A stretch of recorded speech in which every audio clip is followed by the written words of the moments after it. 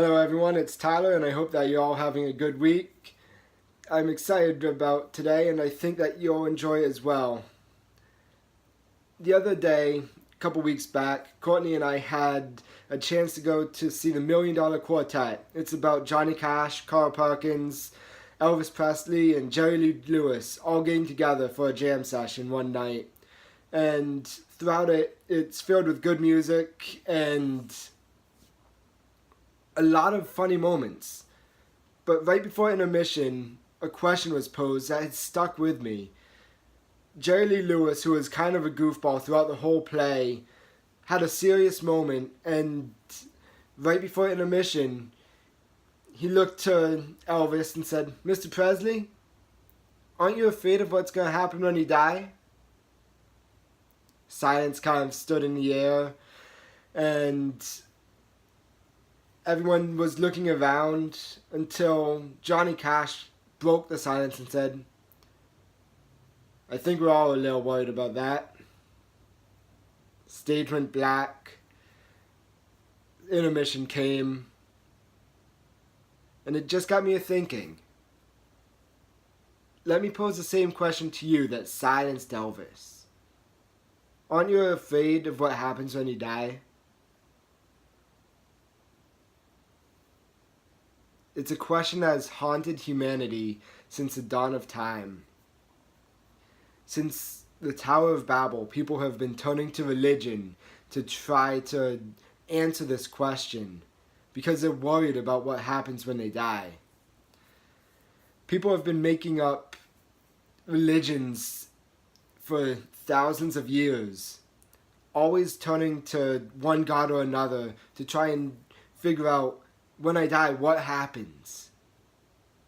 I'm afraid of this. What happens? You make these religions. People have been doing it for years. You see the Greek and Roman mythologies of the ancient world.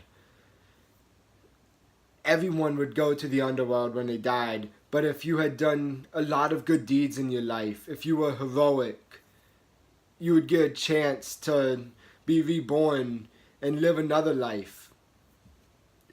If you lived 3 good lives, you could strike a deal with Hades and enter paradise, or Elysium as they called it. In Islam, if your good deeds outweigh your bad deeds, Allah will judge you and say, "You have garnered my favor, you can enter paradise." In Buddhism, if you live a good life, or several, depending on how many it takes, you will eventually be released from karma because your soul has become at peace, and you will enter nirvana. Again, a form of paradise. Do. It's all about works. That's what man-made religion is all about. It's all about what you do to earn grace. To many, that's what Christianity looks like as well. And that's what people view when they think of religion. They think, what do I need to do? What do I need to not do? It's just a list of do's and don'ts. We'll get back to this religion in a little bit. But for now, let's talk a little bit about the text for this week. John chapter 2, verses 13 through 25. The Passover of the Jews was at hand, and Jesus went up to Jerusalem. In the temple he found those who were selling oxen and sheep and pigeons, and the money changers sitting there. And making a whip of cords, he drove them all out of the temple, with the sheep and the oxen. He poured out the coins of the money changers, and overturned their tables. When he told those who sold the pigeons, "Take these things away. Do not make my Father's house a house of trade." His disciples remembered that it is written, "Zeal for your house will consume me." So the Jews said to him, "What sign do you show us for doing these things?"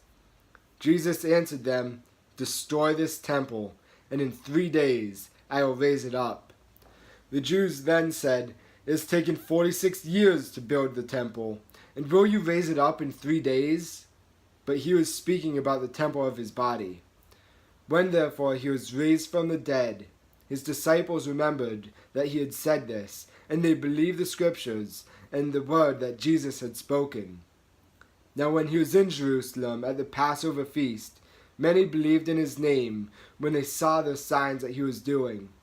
But Jesus, on his part, did not entrust himself to them, because he knew all people, and needed no one to bear witness about man, for he himself knew what was in man. These Jews at the temple, they were deeply religious people. They knew the scriptures inside and out. They probably memorized large swaths of the Old Testament, and they probably knew each and every law. They knew the traditions. They knew what to do. They were very good at going through the motions. They worked hard. They would tithe 10% of their everything. They would go in and count their mint leaves from the pantry and tithe 10% of those. These men knew what to do. But time and time again, Jesus would go to them and say, "You're a whitewashed tomb. On the outside, you're beautiful, but on the inside, you're full of maggots." Or John the Baptizer once said, "You're a den of aspens. On the inside, you are venomous."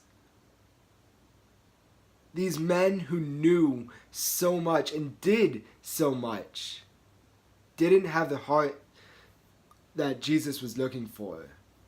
Let's take a step back, though, and see where that came from. During the time of Moses went up on the mountain. He received the law, all 613 of them. He got them directly from God, gave them to the Jews at the time, and the Hebrews went and they learned the law. They loved the law. Over time, though, they built traditions so that they could ensure that they wouldn't be breaking the law. One such tradition I'll call the Hebrew Hannaford. It was permitted in the law that sacrifices could be brought at the temple. Sacrifices were required for a lot of things: cleansing, burnt offerings, wave offerings, all sorts of different sacrifices. Most of them included animals. Some did not, but those were the exception rather than the rule. The animals were supposed to, by the law, be perfect, without spot or blemish. They were usually sheep or oxen, or sometimes pigeons, and they would have to be perfect to be acceptable for God. Now, typically what would happen is a family would raise, let's say, a sheep. They would raise it from the time it was a lamb until it was a year old. They would inspect it for any spots or blemish, and if it was perfect and whatnot, they would bring it to the temple and say, "Here's our sacrifice to God." The priest would then sacrifice it, lay it on the bronze altar, and the smell would go up to God. That's essentially the belief. It was raising your own animal and putting your work into it. God did make provision, however, for people to buy animals, realizing that getting an animal from one location to Jerusalem might not be possible, or might be so difficult that his people just wouldn't do it. He did make provision for people to buy animals, but he never intended it to become what it had become in the first century. By the first century, they had what I will call Hebrew Hannafords. And these stores, these markets for animals, they would have inspectors where the inspector would inspect every animal coming in and say, yes, this one's good, this one's not good, this one has a blemish or a spot, this one is perfect, you can offer this one. And they would buy all the animals that weren't perfect, they would use them for food for the priests and Levites, and they would sell others that were considered perfect. Like everything that man becomes involved with, this soon became a corrupt system where they were buying all of the animals coming in, rejecting them as perfect. They would reject these animals and say, hey, we'll give you 10 cents on the dollar for your lamb. Now, these families had traveled many miles with this animal. They had raised them from the time they were born. And now this inspector was like, no, we can't use your animal. We'll buy him from you so you don't have to take him home and don't have to deal with it. But you still need a sacrifice. So we have these lovely animals over here that all meet the mark. Okay, how much is it? And they would give him a price. Eyes would probably bulge out of heads because these prices were astronomical. Think 10 times the market value. So this corruption continued. And then to make matters worse, for the convenience of their customers, of course, these inspectors and markets would moved into the temple by the time that Jesus was coming to earth. They moved into the temple so that the customers wouldn't have to go outside the city, buy an animal, come back in. No, it was all done in one place. And since the temple only accepted the shekel, they had many different currencies from around the area that were being used, many different coins. So they would have a two-pronged attack. They'd say, hey, you need to buy this animal, but you need to use our currency. It's like Chuck E. Cheese. You can't just put a quarter in the machine. You have to go get a Chuck E. Cheese token. So they would exchange the money at a horrible exchange rate, go buy an animal that was deemed perfect at a horrible price, and then sacrifice it. Seems like a pretty shady business. All of this was to protect people from breaking the law because they needed the sacrifices to be right in the eyes of God. It was a religious system that was getting in the way. Cue Jesus, stage left. He comes into the temple during Passover. There would have been anywhere from 100,000 to some estimates even put it up to 2.5 million people in Jerusalem during Passover at this time. Most theologians agree that was probably around 1 million people during Passover time. At any given point, there were probably at least 10,000 people in the courts of the temple during this time, and hundreds, if not thousands, of animals. It's a very busy place. Jesus comes in and sees the people selling the animals and ripping off his people, and he understandably gets very angry. He sees this corruption and he's instantly angered. Personally, I don't think he was angry at for the people selling the animals. I don't even think that his anger was necessarily for it being in the temple, though that was part of it. No, what Jesus is angry about, I think, is the hearts of these men who are selling these animals and who are ripping these people off with this giant scam. He's upset about the heart, and he's thinking, oh, what religion has done to this relationship that I so desired. Does that mean the law about sacrifices is bad? No, not at all. Let's turn to Romans 7 through 13, and I'm going to read from the Message because I think it illustrates best. But I hear you say, if the law code was all bad as all that, it's no better than sin itself. That's certainly not true. The law code had a perfectly legitimate function. Without its clear guidelines for right and wrong, moral behavior would be mostly guesswork. Apart from the succinct surgical command, you shall not covet, I would have dressed covetousness up to look like a virtue and ruined my life with it. Don't you remember how it was? I do, perfectly well. The law code started out as an excellent piece of work. What happened, though, was that sin found a way to pervert the command into a temptation, making a piece of forbidden fruit out of it. The law code, instead of being used to guide me, was used to seduce me. Without all the paraphernalia of the law code, sin looked pretty dull and lifeless, and I went along without paying much attention to it. But once sin got its hands on the law code and decked itself out in all that finery, I was fooled and fell for it. The very command that was supposed to guide me into life was cleverly used to trip me up, throwing me headlong. So sin was plenty alive, and I was stone dead. But the law code itself is God's good and common sense, each command sane and holy counsel. I can already hear your next question. Does that mean I can't even trust what is good? That is, the law?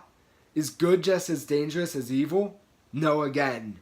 Sin simply did what sin is so famous for doing, using the good as a cover to tempt me to do what would finally destroy me, by hiding without God's good commandment. By hiding within God's good commandment, sin did far more mischief than it could ever have accomplished on its own. Let me ask you, are you like me? When you were young, did your mom ever make cookies? I personally love cookies, but if I see a cookie on the counter, I'll be a little bit tempted, but whatever, it's a cookie on the counter. But when I was a kid, if I saw cookies on the counter and Mom said, you can't have one of those, instantly, the only thing I could think about was, I want a cookie. This is what sin does. There's a perfectly good thing in the law, and sin slips in and says, oh, I see what you're doing there. Let me just come in and hide in this law, in this good thing. You know, you really want this. This is a good thing. You should do this. But when we elevate anything, even a good thing, to a place above God, that is idolatry, and that in itself is a sin. So sin uses a good to pervert what is good. It masquerades as good to tempt you. Scripture speaks of Satan coming as an angel of light. If Satan came as a goat-hooved, horned red man with fire and brimstone and a pitchfork, you wouldn't go to him. But if he came as an angel of light and said, hey, I want what's good for you, you'd be more apt to listen. That's what sin does. And Jesus saw that. He saw the perversion that sin had created. He had wanted from the beginning of time a relationship with man, and sin had come and perverted that relationship, molded it into a religion of do's and don'ts, a religion where the very animals that he had being sacrificed to him as a sign pointing to Christ himself, perverted to a place where these animals were being bought and sold for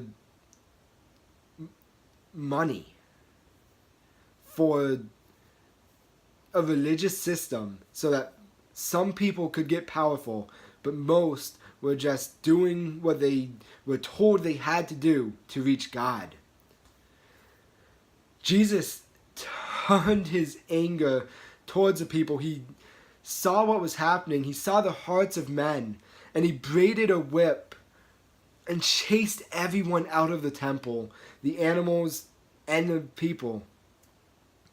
He turned over the money changers' tables, and the Jews, instead of seeing, hey, this man is angry because we've perverted the relationship with God that God so desired, they turned to him and are like, what are you doing? What sign do you give us? Now, from just a few verses later, we see that in Jerusalem during the Passover, Jesus was performing many signs, and many people were coming to him. But he didn't trust what they were saying because their hearts were in it. They were coming to him for the signs, but not for him. He wanted people to come to him for him. So when Jesus was asked, what signs do you give us? He said, hey, I'm just going to give you one sign. Jesus answered them, destroy this temple, and in 3 days I'll raise it up.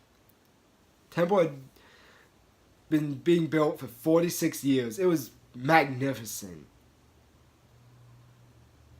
And the Jews will have looked around at the buildings and like, okay, this has taken 46 years to build. It's cost, in today's money, probably billions of dollars.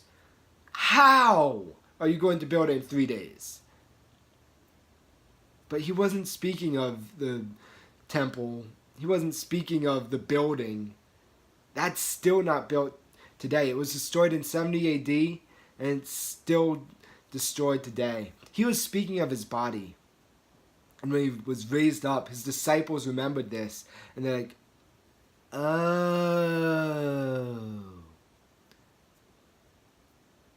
So yes, the law is important. Yes, it is good.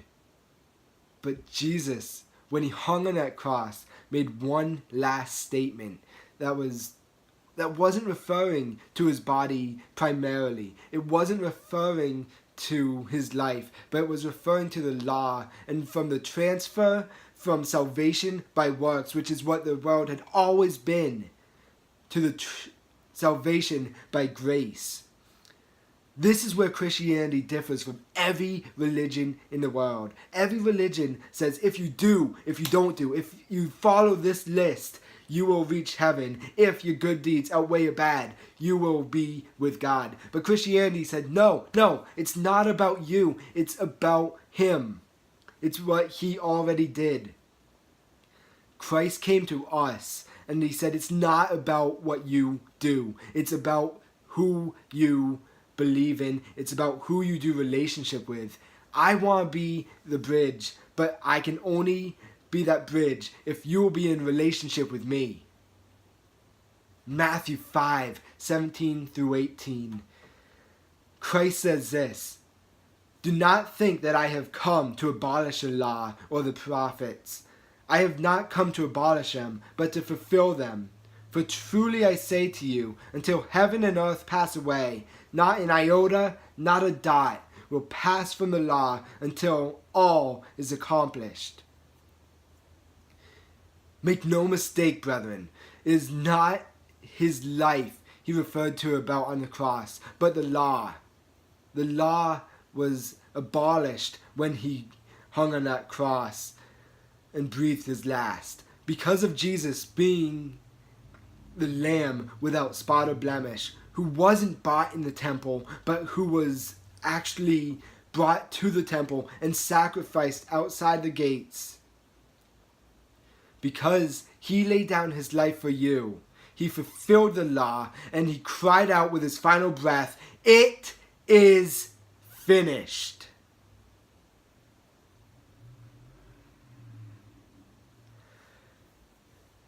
Dear Lord, I thank you that it is finished. I thank you that we are no longer under the law, but we are under grace. And I pray that we would serve you and worship you in that.